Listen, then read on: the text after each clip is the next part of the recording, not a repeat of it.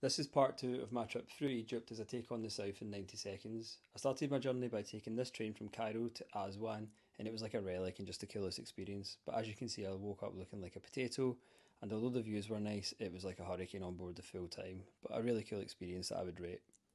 When I got to Aswan, the Nile was looking out of this world. There was all these ruins and temples on the waterfront, and it was so hot that I couldn't resist just jumping in. Then the following day, I took the few-hour journey down to Abu Simbel near the Sudanese border. They were these amazing temples that were made by Ramses II and were carved into the rock face. They were amazing in themselves, but the most impressive thing for me was that they actually moved them in the 60s because they were damming the river, which blew my mind. When I got back, I had enough time to do a little paddle in the kayak at sunset, which was the most beautiful thing. And then it was back on that train as I headed north for Luxor. Luxor is one of those famous cities that doesn't need much of an introduction, but I was really impressed by it, and I was particularly impressed by the Luxor Temple, which was the ceremonial palace where pharaohs used to be crowned, which I thought was cool. But the main event in Luxor was, of course, the Valley of the Kings, where the pharaohs would go to be buried after they passed away. It was so early when I got there that no one was there, which was great, but also a bit spooky.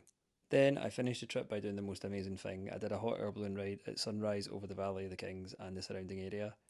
This was kind of like a once in a lifetime special thing for me to do, and I can't recommend it enough.